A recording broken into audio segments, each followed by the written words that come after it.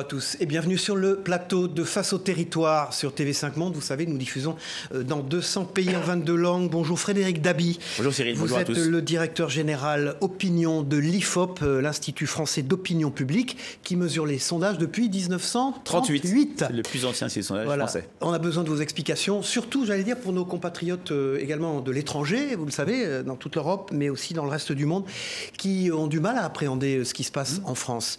D'ailleurs, je voudrais démarrer cette émission avec la couverture, la une de notre partenaire Le Point. La France à quitte ou double. J'ai trouvé que ça résumait absolument la situation politique actuelle, la configuration du pays.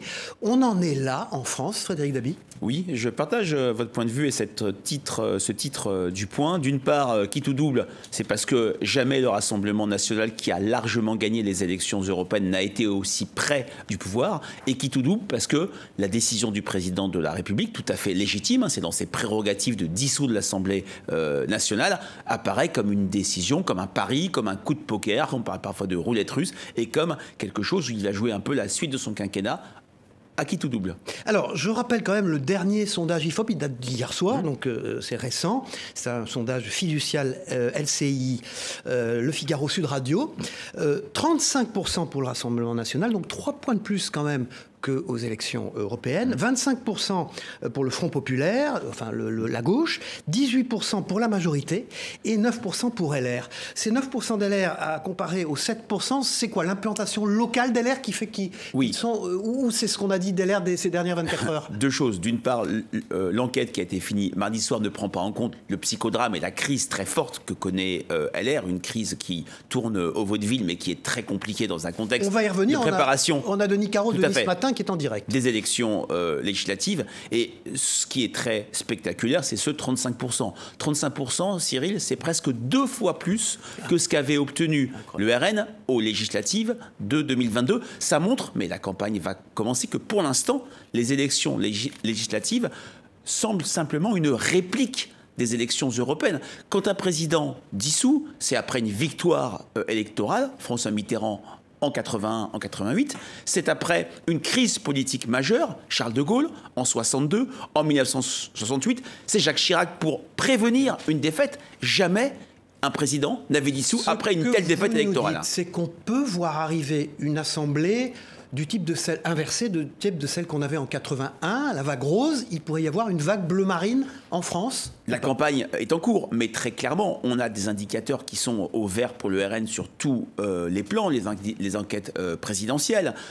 Oublions même les sondages. Le rapport de force aux élections européennes était absolument écrasant. Il y a une guerre des 3 blocs en France, entre un bloc RN, un bloc de gauche et un bloc central. Quand on voit ce premier rapport de force électorale à moins de 3 semaines de l'élection, ça va être extrêmement court. Cette campagne, c'est la campagne la plus courte de la Ve République pour une élection législative. Clairement, le RN est en pole position. Voilà, c'est Frédéric Dabi, le directeur général de l'IFOP. Donc, des opinions, on peut dire des opinions, parce qu'elles sont multiples maintenant, quand on regarde le dernier sondage, qui est notre invité ce matin dans Face au territoire. Tout de suite, Stéphane Vernet de Ouest France sur ce plateau. Avec, vous dirigez la rédaction de Ouest France à Paris, avec en plus une Bretagne qui a totalement basculé, terre de gauche par excellence. Ouais, totalement basculé, on n'exagérons rien, mais oui, pour la première fois, la Bretagne, qui était quand même une région qui a historiquement toujours été réfractaire ou résistante, je ne sais pas comment on peut dire, au vote Rassemblement national, a placé la liste Jordan Bardella et Rassemblement national en tête quasiment partout, à part quelques grandes villes. Mais alors on revient sur la conférence de presse du président Emmanuel Macron hier. Oui, alors j'imagine que vous l'avez en partie suivi. Au début de cette conférence de presse, il donne les raisons pour lesquelles il a annoncé la dissolution. Vous avez dit tout à l'heure que ça fait partie de ses prérogatives, c'est tout à fait normal qu'il le fasse. Est-ce qu'un autre chemin était-il possible, comme l'a dit Yael Braun-Pivet? Clairement, oui. Qu'est-ce qu'étaient ces élections européennes? C'était une élection intermédiaire, une élection de mi-terme, compte tenu du cycle électoral du quinquennat Emmanuel Macron. Qu'un président, qu'une majorité soit désavouée, perde une élection intermédiaire, c'est la norme, c'est la règle sous la Ve République. Et traditionnellement, le président ne peut rien faire C'est ce qu'il avait dit d'ailleurs quelques jours avant le vote du 9 juin. Compris. Un président peut remanier de manière très forte. Je pense par exemple à un changement de Premier ministre, Jean-Marc Ayrault qui saute entre guillemets après les élections municipales de 2014 pour placer par François Hollande Manuel Valls. Il peut faire un remaniement serré, il pouvait attendre septembre. Il a fait un choix inédit parce que, Stéphane, jamais après une élection européenne, un président n'avait pris une décision politique si forte. L'élection européenne a changé de statut. Avant, on ne votait pas aux européennes. Avant, il ne se passait rien après. L'un et l'autre ont été battus en brèche. Stéphane. Il aurait pu aussi prendre acte de sa défaite dimanche et dire il faudra clarifier les choses, comme il l'a dit à plusieurs reprises, et changer la composition de l'Assemblée. Mais pourquoi est-ce qu'il n'a pas dit je procéderai à la dissolution de l'Assemblée nationale en octobre, ce qui aurait permis aux uns et aux autres de faire campagne correctement, de passer les Jeux Olympiques, aux citoyens qui ne sont pas inscrits sur les listes électorales de pouvoir s'inscrire pour aller voter, parce que là, ils ne peuvent pas le faire. Pourquoi est-ce qu'il n'a pas pris ce délai-là? J'ai envie de vous dire, si j'étais taquin, posez-lui la question vous-même. Il y avait une conférence... Ça tombe bien, on va le prendre en du Voilà, il y avait une conférence de presse hier, mais c'est vrai qu'il a pris une décision. Je rappelais les précédents des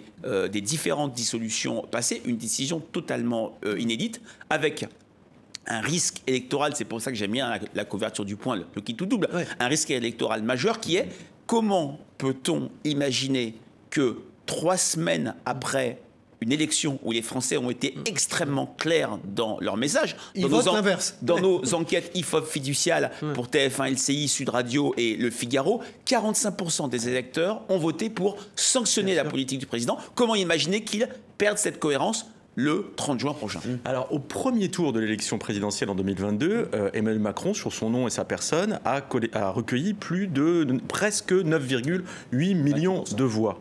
9,8 millions de voix.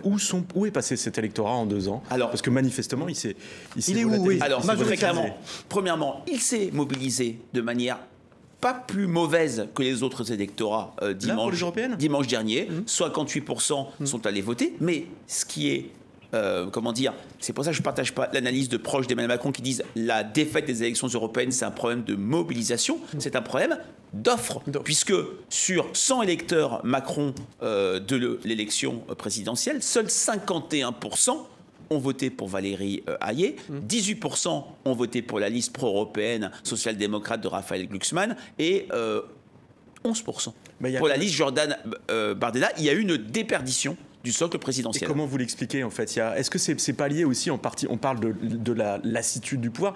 C'est un des rares présidents. Je crois qu'il n'y a que le général de Gaulle qui a tenu 10 ans, mais c'est le premier président qui dépasse 14 ans. Quand même. Non, mais attendez, qui dépasse les 7 années de mandat sans partage du pouvoir, c'est-à-dire sans cohabitation. Est-ce qu'il n'y a pas une lassitude, une usure du pouvoir et un rejet de la personnalité même d'Emmanuel Macron? Il y a vraiment plusieurs choses. C'est clairement un vote sanction, la réforme des retraites, le projet de loi immigration. Vous avez raison, la personne d'Emmanuel Macron polarise beaucoup de rejets. Et je le disais avant le vote du 9 juin, il est la solution et le problème. La solution parce qu'il peut arriver à mobiliser son socle. L'électorat Macron est allé voter. Le problème parce que beaucoup de personnes sont allées voter pour le sanctionner. Alors on revient à Stéphane Vernier dans un instant. On va écouter et regarder Chonu, qui est dessinateur et collaborateur de Ouest France, qui a une question à vous poser. C'est la tradition de cette émission sous forme de dessin. On regarde et on écoute Chonu. Frédéric Dabi, bonjour. En découvrant le résultat des élections européennes, le président a transformé l'Assemblée nationale en aspro à dissoudre pour soigner une gueule de bois carabinée. Voici ma question. Mais qui est Emmanuel Macron? Réponse A, un grand stratège. Réponse B, un joueur de poker. Réponse C, un kamikaze. Réponse D, un enfant capricieux qui joue avec le feu. J'ai envie de répondre A, B et C. Je ne me permettrai pas de traiter d'enfant capricieux. Non, c'est vrai que c'est un stratège, dans le sens où il a été réélu président de la République. C'était jamais arrivé d'être élu 2 fois au suffrage universel. Un joueur de poker. Dans 2 circonstances un peu particulières. Mais bien sûr, mais il y a toujours des circonstances particulière. Non, c'est quelqu'un qui prend un risque absolument énorme, puisque je le répète, je suis frappé à travers l'analyse des enquêtes d'opinion par la cohérence et la récurrence des réponses des Français qui ne sont pas changeants, qui ne sont pas... voilà, et qui, à mon avis, sont dans une logique de cohérence dans leur vote du 9 juin par rapport au vote prochain. À vous, Stéphane Vernet. Hier, on a remarqué la question que vous avez posée au président de la République à la conférence de presse qu'il a donnée. Est-ce que vous faites beaucoup de conférences de presse du président, vous les avez quasiment toutes faites. Est-ce que vous avez remarqué, comme le dit, semble suggérer Frédéric Dabi, est-ce que l'homme a changé ? Je pense que ça fait partie du problème. C'est-à-dire qu'il y a toute une partie de la conférence de presse au cours de laquelle le président de la République a rappelé les 5 grands axes autour desquels il voudrait faire campagne, essayer de construire une alliance des démocrates pour ces législatives. Et en fait, il ne reprend que des choses qu'il a déjà mis en place. Il n'y a pas de nouveauté. C'est ce qui a été dit d'ailleurs. Mais c'est ce qu'il fait depuis le début. Et en fait, moi, ce qui m'a frappé, c'est le discours qui consiste à dire: nous faisons beaucoup de choses, ça ne se voit pas, les Français ne le perçoivent pas, donc on n'est pas allé assez vite, assez fort, il faut qu'on le fasse mieux savoir, il faut qu'on accélère. Mais le problème, c'est que ça fait 7 ans qu'il tient ce discours-là, et à aucun moment, il se pose la question de savoir si la politique qui est conduite est la bonne. Stéphane Vernet, la une de Ouest France. Mais le récit d'une folle journée de campagne dont vous allez continuer à parler sur ce plateau. Merci beaucoup. Dans un instant, on va rejoindre Denis Caro qui est en direct et en duplex de Nice. On va parler évidemment de l'affaire LR qui est devenue l'affaire Ciotti. C'est Frédéric Dabi qui est directeur général de l'IFOP Opinion qui est notre invité ce matin. Mais avant, je voudrais qu'on regarde ensemble, c'était sur Public Sénat, dans une émission que je présentais et que je produisais qui s'appelait Territoire d'Info, que vous connaissiez bien. Frédéric Dabi, vous étiez souvent notre invité. Denis Caro était sur le plateau et Éric Ciotti était mon invité. Regardez cet extrait. Jamais, jamais, jamais d'alliance avec le Front National. En quelle langue faut-il le dire? Mais la meilleure manière, de le démontrer, ça serait d'exclure Thierry Mariani. Avec les mots de la République, nous traçons notre chemin derrière Laurent Wauquiez. Alors, Denis Caro, bonjour. Vous êtes en direct et en duplex de la rédaction de Nice Matin, de votre superbe studio à Nice. En dehors du fait que vous avez un tout petit peu vieilli à l'antenne, c'est méchant ce que je dis, mais c'est pas vrai. La perception de la crise LR dans les Alpes-Maritimes, les conséquences à Nice, est-ce qu'il y a une arrière-pensée municipale derrière ce qu'a fait Éric Ciotti hier ? Oui, bonjour à tous. Ce rebondissement et ce basculement d'Éric Ciotti vers le Rassemblement national, dont on raconte les coulisses dans notre édition du jour, c'est évidemment un coup de tonnerre et peut-être un peu plus encore dans les Alpes-Maritimes qu'ailleurs en France. Ici, personne ne pensait qu'Éric Ciotti franchirait le Rubicon et rejoindrait le Rassemblement national. Personne, y compris ses proches et ses collaborateurs. Alors, au-delà de l'effet de surprise, il est possible qu'Éric Ciotti ait raison. Localement, et on l'a vu, et on est allé à la rencontre des Niçois, une partie d'entre eux sont étonnés et condamnent ce revirement, mais beaucoup, et notamment parmi les sympathisants des Républicains, applaudissent, nous expliquent qu'ils attendaient ça et que Éric Ciotti a eu raison. En faisant cela, Éric Ciotti, il s'assure de conserver son siège de député de la première circonscription des Alpes-Maritimes. Il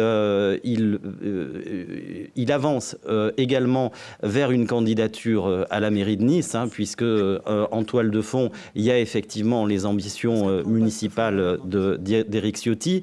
En revanche, du côté de l'état-major des Républicains et de ses amis républicains dans les Alpes-Maritimes, Éric Ciotti est seul, comme il l'est au niveau national. Et on voit le même effet qu'auprès de l'état-major LR. On a vu que ce qu'il appelle les chapeaux à plumes faisaient bloc contre lui. C'est un petit peu le cas ici, car à part la députée Christelle Dintorni, qui a décidé de suivre Éric Ciotti, et c'est une des seules pour le moment à avoir choisi cette voie-là, les autres ne le suivent pas. C'est le cas des 3 autres députés républicains. David Lisnard, le maire de Cannes et président de l'Association des maires de France, a lui aussi très clairement pris ses distances. C'est également le cas de Jean Leonetti, qui a été président par intérim des Républicains et qui a été considéré très longtemps comme le grand sage des Républicains. Donc Éric Ciotti Il est seul face à l'état-major des Républicains, mais il n'est pas seul du point de vue des militants. Et on observe aussi un autre effet dans les Alpes-Maritimes. On avait très clairement deux camps. Il y avait dans les Alpes-Maritimes les estrosistes d'un côté, les ciotistes de l'autre. Aujourd'hui, il y a trois camps. Il y a les estrosistes qui seront peut-être qui sont nombreux et notamment à Nice. Il y a les ciotistes qui sont aujourd'hui pas excessivement nombreux, mais avec l'apport des militants qui pourraient l'être plus à l'avenir. Et puis il y a ce troisième camp autour des élus de l'ouest du département, David Lisnard, Jean Leonetti, et avec aussi pas mal d'élus qui sont en gros dans une grotte. Ils ne répondent pas au téléphone, ils ne répondent pas aux SMS depuis 2 jours. Ils ne veulent pas se déterminer. Est-ce qu'ils resteront sur la ligne classique LR? Est-ce qu'ils céderont à la pression des militants? Il y a une vraie question, notamment autour du conseil départemental des Alpes-Maritimes, qui est géré par Charles Ginesi, un proche d'Éric Ciotti, qui pour le moment ne s'est pas déterminé et dont les amis appellent très clairement à prendre position contre Éric Ciotti, et la majorité de Charles Ginesi pourrait être menacée par ce contexte. Alors j'en viens à ma question à Frédéric Dabi. Depuis dimanche, on assiste à une multiplication des combinaisons, des opérations de tambouille politique. Est-ce que ça ne risque pas de repousser une partie des électeurs et de faire que les 30 juin et 7 juillet, on assiste à un rebond de l'abstention? Oui, alors vous avez raison. Cette tambouille fait qu'on ne parle pas aux électeurs, on ne parle pas de leurs préoccupations dans un contexte de campagne extrêmement courte. Pour autant, la participation qui a fortement progressé aux élections européennes devrait être meilleure aux législatives parce qu'elle est très fortement dramatisée et c'est peut-être une des élections les plus importantes de la Ve République parce que, en plus, c'est les premières législatives autonomes depuis 1997. La une de Nice Matin, Denis Caro, évidemment, Éric Ciotti. La une de Nice Matin, anatomie d'une chute avec les coulisses du revirement d'Éric Ciotti. Merci Denis Caro, vous étiez en direct en duplex des studios de Nice Matin pour cette analyse sur les conséquences à Nice de ce qu'on appelle maintenant l'affaire LR ou l'affaire Ciotti. C'est Frédéric Dabi, notre invité, directeur général de l'IFOP ce matin. Dans Face au territoire, dans un instant, Floréal Hernandez de 20 minutes sur ce plateau. Floréal Hernandez, alors ces fractures et ces fractures et ces fractures. Bonjour Cyril, bonjour Frédéric. Bonjour. Aux européennes, les 18-34 ans sont ceux qui sont le moins rendus aux urnes, 53% d'abstention. Quand on cumule un petit peu leur vote, on s'aperçoit que finalement ils ont plus voté à gauche ou écologiste, 38%. Qu'à l'extrême droite, 36%. Par contre, le camp d'Emmanuel Macron, seulement 5% pour la liste de Valérie Hayé. Est-ce qu'elle est là, la fracture? C'est que d'un côté, il y a la gauche, de l'autre côté, l'extrême droite, et au milieu, il n'y a personne. Oui, il y a clairement une fracture générationnelle, même s'il s'est passé quelque chose d'historique à ces élections européennes. C'est la première fois que le RN arrive en tête chez les personnes âgées. Chez les retraités, ça n'était jamais arrivé.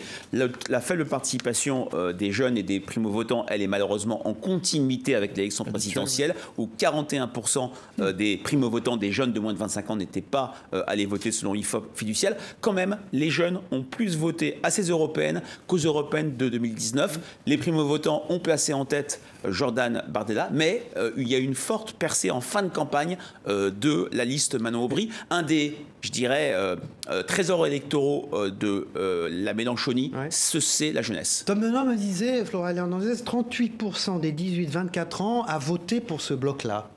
Pour les LFI. Oui, tout à fait. Pour le bloc LFI, il a dépassé Raphaël Guzman, alors que dans toutes les autres catégories générationnelles, l'offre social-démocrate de Raphaël Guzman a très nettement dépassé Manon Aubry. Ce qui est intéressant, c'est la marginalisation du pôle écologiste qui était en tête chez les jeunes en 2019, parce qu'entre une offre très claire, social-démocrate et social-radical avec Manon Aubry, quelle place, quel positionnement pour les écologistes? Est-ce qu'il y a un impact des réseaux sociaux? On a vu que Jordan Bardella cartonnait sur TikTok. Est-ce que ça touche justement ces primo-votants, ces jeunes électeurs? clairement oui, et 3 fois oui. Un vote TikTok. Dans une enquête IFOP à Nassège, avant chaque grand scrutin, on interroge 1500 primo-votants, donc un très gros échantillon. On a vu que le premier vecteur des jeunes pour s'intéresser à la campagne, c'était TikTok en 1, Instagram en 2. On voit que ça n'a plus rien à voir avec 5 ans. Le facteur un peu beau gosse aussi. Chez les jeunes peut-être, mais il y a eu aussi Jordan Bardella. Il y a eu aussi un vote décomplexé pour Jordan Bardella, un vote d'adhésion, et plus le vote tribunicien de l'époque de Jean-Marie Le Pen. On voit aussi que le vote entre les villes-centres, Paris, Toulouse, Montpellier, et les communes rurales, isolées ou de grandes couronnes, est bien différent, puisque 93% des communes ont mis Jordan Bardella numéro 1 en tête des votes. C'est pas du tout le cas à Paris, à Toulouse, à Montpellier. Est-ce qu'il y a aussi une différence générationnelle, mais une différence de localisation pour les votants? Il y a clairement une différence spatiale, et oublions les élections européennes, projetons-nous sur le scrutin du 30 juin et du 7 juillet. Quand on a les scores du RN au premier tour, c'est des scores à 1 point près, par exemple, qu'avait la gauche en 1981, mais il ne faut pas oublier que le RN reste endémiquement faible dans des grandes métropoles. La liste Bardella a fait que 8% à Paris, vous citiez Montpellier, Rennes. Non, donc tout ça doit nous inciter à une certaine prudence. On a maintenant un paysage extrêmement morcelé, où il y a des zones où la droite n'existe plus, un député sortant par exemple en Occitanie, des zones où la gauche a complètement disparu, le quart nord-est. En revanche, même le RN connaît ses problèmes d'implantation dans les grandes métropoles, à l'exception de celle du quart sud-est. À Denis Caro, vous disiez à l'instant que l'abstention serait peut-être plus faible lors des législatives. Est-ce que cette abstention plus faible, elle s'explique par la peur de voir le RN arriver en tête à l'Assemblée et donc peut-être à Matignon, ou aussi peut-être d'autres qui vont se réjouir de voir le RN être en force à l'Assemblée et peut-être à Matignon. Dans les deux sens. Dans quel sens J'ai envie de dire, ça dépendra du récit, du narratif de la campagne. Souvenez-vous, les Français ont plus voté aux européennes qu'aux dernières élections législatives, parce que ces législatives étaient toujours indexées, je dirais, dépendantes de l'élection présidentielle. Là, on a un scrutin autonome, et cette dramatisation que joue la majorité, que joue la gauche, que joue moins la droite extrême, pourrait drainer les Français aux urnes. Floraël Hernandez, la une de 20 minutes. La une de 20 minutes, avec un jeu de mots sur c'est extrêmement vôtre plutôt que amicalement vôtre. Il est un petit peu moins beau que Brett Sinclair ou Danny Wilde à l'époque. Voilà, mais en tout cas, c'est ce... Et avec un regard d'Éric Ciotti sur Jordan Bardella, qui n'est peut-être pas le même aujourd'hui. Et vous croyez qu'il est plus amoureux aujourd'hui, ce regard? Floraël Hernandez, rédacteur en chef de 20 minutes. C'est Frédéric Dabi, le directeur général de l'IFOP, qui est notre invité ce matin dans Face au territoire. On va se rendre à Fort-de-France, en Martinique, où Cyril Boutier, qui est directeur éditorial, partenaire de cette émission, a une question à vous poser. On écoute dans l'instant Cyril Boutier. Bonjour Frédéric Dabi. Aux Antilles, en Guyane, le scrutin aura surtout été marqué par une très forte abstention, plus de 90% d'abstention en Guyane notamment, et deuxièmement par la montée, scrutin après scrutin, du Front National. J'aimerais savoir comment vous l'analysez dans ces territoires qui, historiquement, étaient plutôt des territoires ancrés à gauche et profondément antiracistes. Oui, vous avez raison, l'abstention est toujours très forte dans ces territoires aux européennes, parce que les européennes paraissent loin. Aux élections régionales, on vote souvent plus dans ces territoires qu'en France métropolitaine. Vous avez raison de mettre en avant également le basculement. Rappelez-vous le premier tour de l'élection présidentielle. Jean-Luc Mélenchon en tête dans tous les territoires avec plus de 50%, mais... au second tour, Marine Le Pen l'emportait nettement sur Emmanuel Macron. Là, le RN est en tête parce que dans ces territoires, ce n'est pas une question migratoire, c'est une question sociale. Et le pouvoir d'achat, qui a été la première motivation de vote de l'ensemble des Français, a été surinvesti par les habitants de ces territoires. Merci, c'est Frédéric David, notre invité. Merci Floraël Hernandez, rédacteur en chef de 20 minutes. Dans un instant, Tom Benoît de Géostratégie Magazine sur ce plateau. Tom Benoît, on va avec vous évidemment aborder les questions économiques, mais également les répercussions politiques. Les répercussions politiques, puisqu'on vit une période assez fascinante, et moi je pense à toute une partie de la gauche qui nous a vendu pendant des années quand même pas une voix pour le Rassemblement national. Je pense à Jean-Luc Mélenchon. On exècre la politique d'Emmanuel Macron, mais on le fait élire. Emmanuel Macron fait passer le Rassemblement national au pouvoir aujourd'hui. Donc qu'adviendra-t-il de ces gens qui ont fait passer quelqu'un dont ils exécraient la politique et qui martèlent dessus pendant des années Je comprends votre question, mais je vous trouve un petit peu dur. C'est pas Emmanuel Macron qui fera passer le RN au pouvoir, ce sont les Français. Il n'était pas obligé de dissoudre. On n'est jamais obligé de rien. Non, mais la question se pose, c'est vrai. Les élections. On a une certitude, le RN va passer là. Non, on n'est jamais sûr de rien, il faut respecter le vote des Français. Il y a eu des élections européennes où jamais le RN a eu un score aussi important. Je parlais aussi d'un basculement sociologique avec le vote des personnes retraités, mais c'est vrai qu'avavec cette dissolution, il y a un risque d'accélération de cette prise du pouvoir. C'est qu'on fait, même lorsqu'il y a des élections qui arrivent, lorsque c'est dans l'ordre des choses, un barrage républicain, soi-disant. Et lorsqu'il n'y a pas d'élection, on provoque des élections en la faveur du Rassemblement national. Alors, c'est intéressant d'avoir votre analyse là-dessus. là-dessus. Cette élection peut être vue aussi comme une clarification. N'oublions pas qu'il y a également une possibilité très importante qu'au soir du 7 juillet, la Chambre soit encore plus ingouvernable que celle de 2022, dans la mesure où je parlais de la faiblesse du RN dans les grandes métropoles. Ça lui fait perdre 100 à 150 députés, une bonne centaine de députés, ce qui fait qu'il y a une possibilité que le RN, bien sûr, sorte en tête, qu'il ait le premier groupe, mais que ce soit une majorité relative. Et n'oublions pas, Emmanuel Macron n'a plus le droit de dissoudre jusqu'au 9 juin 2025. Par ailleurs, sur le plan économique, je pense que le RN a joué un coup de maître, pour ainsi dire, en apportant peut-être pas toutes les solutions, mais en apportant toutes les questions. Et moi, ça fait une année environ, j'ai interviewé Bruno Le Maire sur ce plateau d'ailleurs, j'ai signé plusieurs tribunes lui demandant de réaliser un audit sur la dette extérieure de la France et sur l'origine des prêteurs. Il ne m'a jamais répondu. Et j'étais sur un plateau de CNews il n'y a pas longtemps. Il y avait un député Rassemblement national à côté de moi, je posais la question à nouveau, j'ai dit je somme le gouvernement de réaliser un audit sur la dette extérieure. Et le député Rassemblement national était le seul à côté en me disant eh bien nous vous soutenons et vous n'aurez pas de réponse parce que nous aussi avons ouvert une commission. C'est très classique pour un parti qui s'apprête à arriver au pouvoir de demander un audit. Balladur l'avait demandé en 93 sur les comptes du pays. C'est intéressant que ce député du RN l'origine des prêteurs vous dise ça alors que la question de la dette est le sujet qui intéresse le moins les électeurs du RN.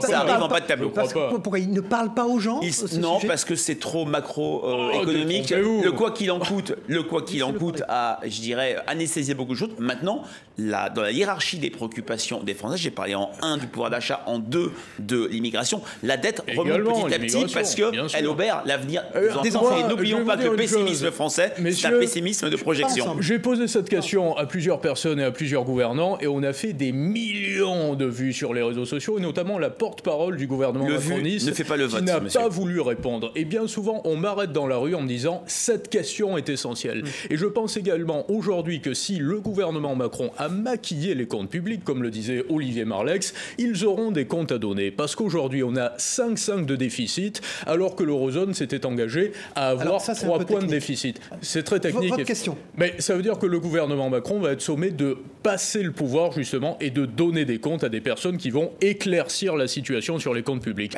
même s'ils n'ont pas toutes les solutions pour le moment. Il passera le pouvoir s'il y a une défaite de la majorité aux élections législatives. C'est très mal engagé, on ne va pas se cacher les choses. La majorité relative... C'est très mal engagé, oui. Est posée, oui, puisque je parlais d'un vote réplique par rapport aux élections européennes et d'un vote de cohérence des Français qui ont très peu de chances ou de risque de se déjuger 3 semaines avant un vote très très clair. C'est-à-dire la cohérence des choix économiques. C'est fondamental. Est-ce qu'elle intervient dans les études d'opinion que vous faites? Est-ce que ça intervient? Est-ce que ça préoccupe? Oui, je pense qu'un des leviers de l'inquiétude forte d'une partie des Français sur l'arrivée du RN au pouvoir, c'est une forme d'incohérence sur le plan économique. Hier, Jordan Bardella a annoncé qu'il ne reviendrait pas sur la retraite à 64 ans. Il y a toute une série... tous les politiques, on va dire.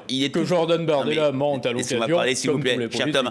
N'oublions pas que c'est un élément de fragilisation du RN, la question de la compétence et de l'expertise, ce qui ne gêne pas pour autant leur dynamique. Pour terminer sur la cohérence, sur les obligations d'État françaises, on nous dit partout le taux est monté d'obligation, le taux d'endettement à 10 ans à 3,25. Mais il était déjà monté et il a continué à monter, il était monté à 3,10 et à 3,2 alors que nous remplaçons de la dette à 0 à 3,2. Je vais vous répondre. Ce sujet par rapport à la politique d'Emmanuel Macron. Ce sujet n'intéresse en rien les Français à tort ou à raison. Le sujet qui va les intéresser dans la perspective du vote du 30 juin, c'est l'augmentation du prix du gaz au 1er juillet de 11,5%. Ils ont décidé baisser, juste en le Rassemblement national, la TVA sur l'électricité, le gaz et le carburant à 5,5 au lieu de 30%. Vous en êtes un joli promoteur, mais très sérieusement, Tom, ce n'est pas un sujet qui préoccupe les Français.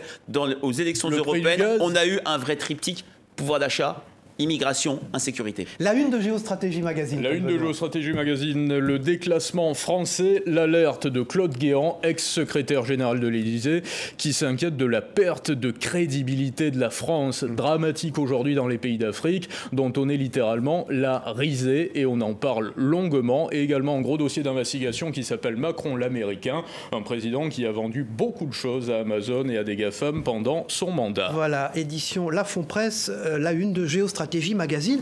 Justement, cette une interpelle l'image de la France très vite aujourd'hui. Elle est affectée déjà du résultat des européennes et de l'ambiance actuelle politique ou pas? Clairement, depuis très longtemps. Ce qui structure le discours des Français, c'est le déclin. C'est la France qui tombe et les éléments de réassurance fait passer la place de la France en Afrique. Le tourisme ne sont plus mobilisés par les Français. Et effectivement, s'il y a deux personnes qui doivent se réjouir des difficultés du couple franco-allemand de l'Allemagne et de la France, c'est Vladimir Poutine et les Chinois. Peut-être des symboles, les drag queens qui portent la flamme olympique. Je pense que les Français, je pense que ça n'intéresse absolument pas les Français. Je crois qu'il y en a beaucoup qui ne sont pas flattés. De la rédaction de Géostratégie Magazine. Dans un instant, Demet Korkmaz de TV5 Monde sur ce plateau. Voilà, Demet Korkmaz, journaliste à la rédaction de TV5 Monde. C'est les questions internationales qui nous occupent. Avec l'Allemagne, on vient d'en parler. La France et l'Allemagne. La dissolution en France est beaucoup commentée à l'étranger, particulièrement en Allemagne. Scholz est sorti également rincé, je dirais, de cette élection européenne. L'AfD, le parti d'extrême droite, est passé en deuxième position.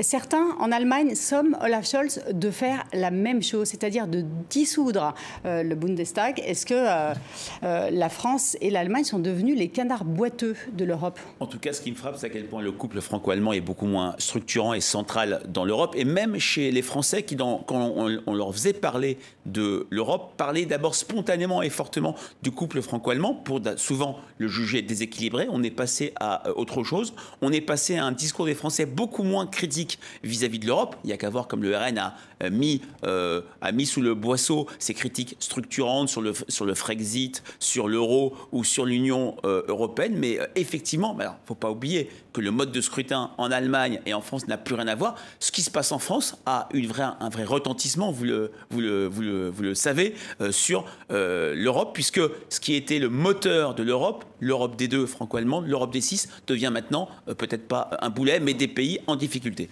Est-ce que ça veut dire aussi que mécaniquement, ça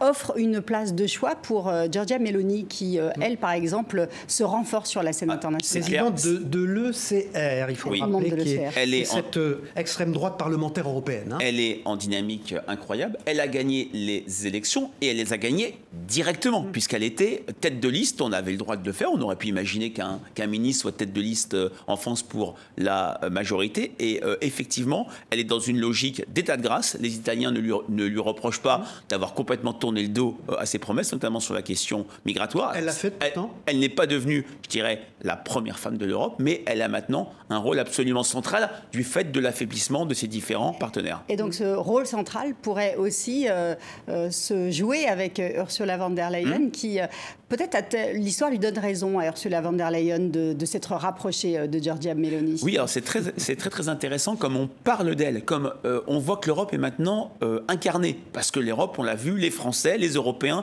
l'ont vu agir pendant le Covid, lors de la guerre en Ukraine. En temps normal, on aurait parlé seulement du PPE, premier groupe au Parlement européen. Mais est-ce qu'elle est bien jugée par ceux que vous sondez? Très sincèrement, on a travaillé sur son image, les Français ne la connaissent pas, mais la connaissent quand même plus qu'ils connaissaient Barroso ou d'autres de ses prédécesseurs. Sur la question ukrainienne, par exemple, le G7 se tient en ce moment en Italie, précisément. Est-ce que vous pensez que ce nouveau visage du Parlement européen va finalement aussi beaucoup influer sur la politique ukrainienne? Est-ce qu'il va y avoir un désengagement, des atermoiements? On doit discuter notamment du gel des actifs. Est-ce qu'il pourrait y avoir un changement notable? Je ne suis pas expert, mais je ne pense pas, compte tenu d'une certaine stabilité du paysage du Parlement européen. En dehors de la baisse de Renew et des écologistes, les différentes forces sont plutôt stables et je n'imagine pas que... Mais les groupes politiques ne sont pas encore formés. Oui, ça c'est un élément d'incertitude. Non, je pense que pour l'engagement de l'Europe en Ukraine, le moment qu'il faudra attendre, c'est novembre prochain. C'est les élections présidentielles américaines. Restons sur Mélanie. Est-ce qu'elle a plus intérêt à faire alliance avec ID, donc le groupe du Rassemblement national, si il y a une alliance entre le CR et ID,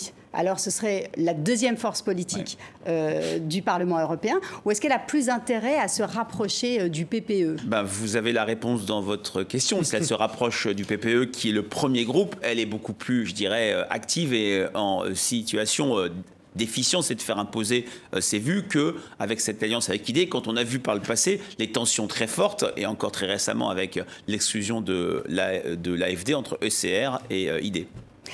ID espère élargir aussi son champ avec des élus qui ne sont pas encore inscrits dans aucun... Est-ce que cette faible progression de ID vous a étonné sur le plan européen? Non, puisque de manière à l'échelle européenne, je vois plutôt l'ECR et ID. Il y a eu cette vague. Non, il y a eu 18 députés de plus, si je ne me trompe pas, mais 13 de plus. 13 de plus. 13 de plus entre ID et 4 et 9. Mais parce que la progression avait déjà été là par le passé. Donc il y a un plafond de verre, vous pensez? Je ne sais pas s'il y a un plafond de verre, parce qu'en France, on est bien placé pour savoir que le plafond de verre n'existait pas. N'oublions pas qu'on avait dit que le RN ne gagnerait jamais un duel aux législatives. 89 duels ont été gagnés en 2022. Mais en tout cas, le PPE, voire les sociodémocrates, ont quand même bien tenu le choc. Merci Demet Korkmaz, journaliste à la rédaction internationale de TV5 Monde. Frédéric Dabi est notre invité, c'est le directeur général de l'IFOP. Moi, j'ai des questions sur le Premier ministre, l'actuel et le prochain. Alors, première question, Jordan Bardella a 28 ans. Pas d'expérience politique en dehors de la direction du parti et du fait qu'il ait quand même gagné les élections européennes. J'imagine qu'il est crédité pour ça dans les sondages d'une certaine reconnaissance par vos sondés. Mais au fond, il y a une question sur sa capacité à pouvoir exercer le pouvoir. Est-ce que ça peut jouer ? Et deuxièmement, une question sur l'actuel Premier ministre. On l'a vu, qui avait été très en retrait par rapport à la déclaration dimanche soir d'Emmanuel Macron, qui part en campagne dans le Pas-de-Calais ce matin, à l'heure où nous parlons. Est-ce que lui a une petite chance de s'en sortir en termes d'image, même si les élections pourraient être perdues? Alors, c'est très compliqué pour la majorité, on l'a dit, mais Gabriel Attal garde une image très préservée, en tout cas beaucoup moins abîmée que celle d'Emmanuel Macron. Donc, le vote sanction sera moins drainé si c'est Gabriel Attal qui pourrait concourir, par exemple, pour la mairie de Paris? Alors, ça va... Une élection par élection, mon cher Cyril. On n'en est pas là, on parle aussi de la région Île-de-France. Oui. Pour l'instant, pour Gabriel Attal... Est-ce qu'il conserve un capital de sympathie et d'intérêt par vos sondés? Le Premier ministre, au bout de 6 mois, ne connaît plus d'état de grâce, mais a un crédit de confiance très très fort. Il est bien vu à droite, il y a une bienveillance à gauche. Il est central dans la majorité. Et c'est vrai que pour éviter un vote sanction, un vote de polarisation, un référendum pro ou anti-Macron, la majorité a tout intérêt de faire opposer beaucoup de choses sur le Premier ministre et de ne pas sortir le président 3 fois par semaine comme il le voulait. Alors, sur Jordan Bardella. Jordan Bardella connaît, lui, un état de grâce électoral. Il a été le triomphateur. Crédibilité. Qu'est-ce qu'ils en pensent? La crédibilité, c'est un sujet, Cyril. Ce n'est pas le sujet central pour les Français. On l'a bien vu lors du débat Attal-Bardella, où Attal l'a même s'il n'a jamais exercé aucun poste, même de secrétaire d'État, il peut être Premier ministre sans problème. N'oublions pas que François Hollande n'avait jamais été ministre avant 2012 et il a été directement élu président. Moi, ce qui me frappe, c'est comme pour beaucoup de Français, le RN et Jordan Bardella, plus que Marine Le Pen, apparaissent comme une alternative. Quand la gauche, LFI, c'est une opposition brouillonne, tribunicienne, même si cette alliance au Front populaire est plutôt bien jouée et va lui éviter le pire. Pour les Français, l'alternative, 48% des Français dans une enquête IFOP pour Paris Match considèrent que Jordan Bardella ferait un bon Premier ministre. C'est beaucoup plus que l'audience du RN. Dernière question. Jean-Luc Mélenchon s'est positionné hier, vous l'avez vu, comme un Premier ministre possible, même s'il ne veut pas s'imposer. Lui, à propos de lui, est-ce qu'il conserve une crédibilité suffisante aux yeux de vos sondés pour être Premier ministre? Absolument pas. 80% des Français dans l'enquête dont je parlais, faite après les élections européennes, considèrent qu'il ferait un mauvais Premier ministre. Jean-Luc Mélenchon... Jordan Bardella a une meilleure... Mais nettement, mais bien sûr, depuis très longtemps. Les gens ont une meilleure opinion de lui comme Premier ministre que Jean-Luc Mélenchon. Jean-Luc Mélenchon est maintenant le réprouvé du champ politique. Beaucoup de Français l'appellent Jean-Marie Mélenchon. Il a un socle de soutien, 20%, mais ce qui frappe, c'est à quel point, et d'ailleurs, il est beaucoup moins allant, beaucoup moins brutal qu'en 2022, où son slogan, c'était « Élisez-moi Premier ministre ». Il dit « Oui, si je peux servir, etc. » Il voit très bien qu'il peut être un frein pour un vote très important de sympathisants de gauche. Dites-moi, l'IFOP, ça doit être vachement bien pour vous, la période-là. Passionnant, mais intense. Ouais. Et financièrement, comment ça marche un institut de sondage? Parce qu'on vous crédite, on vous reproche souvent d'être acheté par les uns par les autres. Non, mais nous sommes indépendants. Nous travaillons avec toutes les forces politiques, sauf les forces extrêmes, et nous avons des commandes publiques, privées. Nous sommes complètement indépendants. C'est Frédéric Dabi, directeur général opinion de l'IFOP, qui a été notre invité dans Face au territoire sur TV5 Monde. Face au territoire que vous retrouvez sur les sites numériques, bien sûr, de nos partenaires, Ouest France, Nice Matin, 20 minutes, France Antilles, le magazine Le Point et le magazine Géostratégie.